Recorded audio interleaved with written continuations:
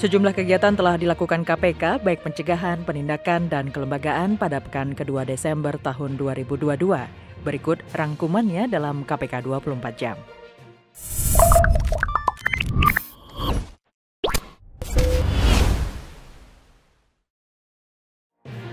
KPK melakukan penyerahan aset hasil rampasan dari penanganan tindak pidana korupsi yang telah berkekuatan hukum tetap kepada 6 instansi, yaitu Kementerian Agama, Kementerian Kelautan dan Perikanan atau KKP, Badan Kepegawaian Negara atau BKN, Komisi Yudisial atau KY, Pemerintah Kota Singkawang, dan Pemerintah Kabupaten Kebumen.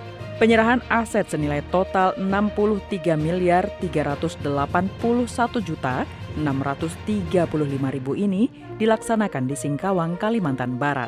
Ketua KPK Firly Bahuri menyerahkan langsung barang rampasan tersebut melalui mekanisme penetapan status penggunaan atau PSP dan hibah.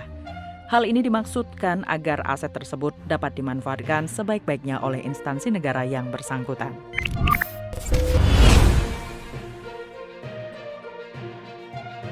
Gelaran peringatan Hari Anti Korupsi Sedunia atau Hakordia tahun 2022 di lingkungan Kementerian Keuangan turut dihadiri oleh Wakil Ketua KPK Alexander Marwata.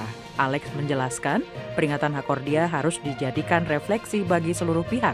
Melalui momen Hakordia ini, sudah seharusnya seluruh pihak, baik penyelenggara negara maupun masyarakat luas, merefleksikan diri tentang apa yang sudah dikerjakan terkait upaya pemberantasan korupsi dimanapun dan kapanpun. Alex yakin, dengan bekerja profesional, masyarakat juga akan mendapat keuntungan dari layanan yang diberikan.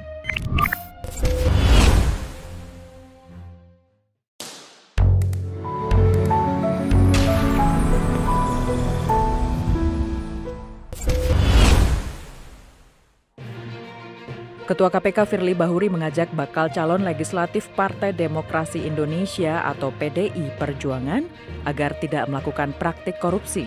Hal ini disampaikannya saat menjadi narasumber pembekalan dan penguatan anti korupsi kepada 27.802 bakal calon legislatif PDI Perjuangan yang akan mengikuti kontestasi pemilu 2024. Firly mengajak peserta pembekalan agar saat menjabat nanti tidak melakukan persekongkolan atau kolusi dengan penyedia barang dan jasa, tidak melakukan hal-hal yang mengandung unsur penyuapan, gratifikasi, dan unsur adanya benturan kepentingan.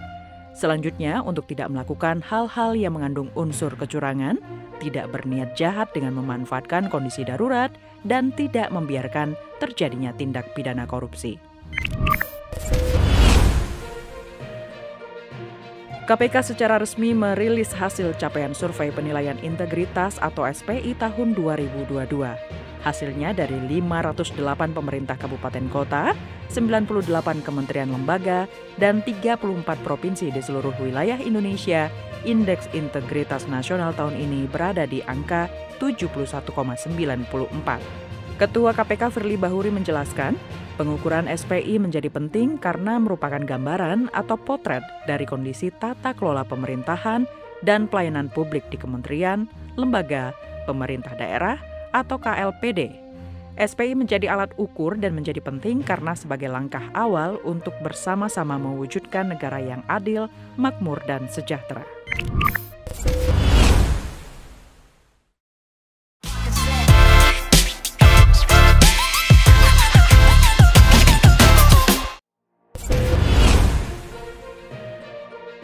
KPK melakukan kegiatan tangkap tangan terkait dugaan tindak pidana berupa suap dalam pengelolaan dana hibah Provinsi Jawa Timur.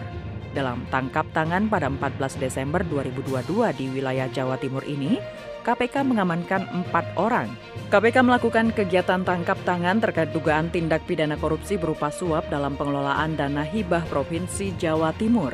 Dalam tangkap tangan pada 14 Desember 2022 di wilayah Jawa Timur ini, KPK mengamankan 4 orang, yakni STPS, Wakil Ketua DPRD Provinsi Jawa Timur, periode 2019 sampai dengan 2024, AH, Kepala Desa Jelgung, Kecamatan Robatal, Kabupaten Sampang, sekaligus selaku Koordinator Kelompok Masyarakat atau Pokmas, dan IW alias Eeng selaku Koordinator Lapangan Pokmas. Selain itu, KPK juga mengamankan uang tunai dalam bentuk pecahan mata uang rupiah dan mata uang asing berupa dolar Singapura dan dolar Amerika dengan jumlah sekitar 1 miliar rupiah.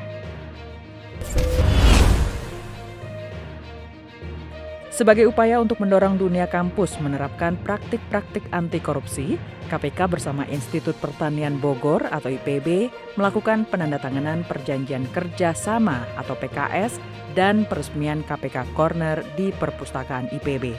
Ketua KPK Firly Bahuri mengatakan praktik tindak pidana korupsi sudah terjadi di banyak area, termasuk di perguruan tinggi yang menjadi tempat lahirnya orang-orang cerdas penerus bangsa Indonesia.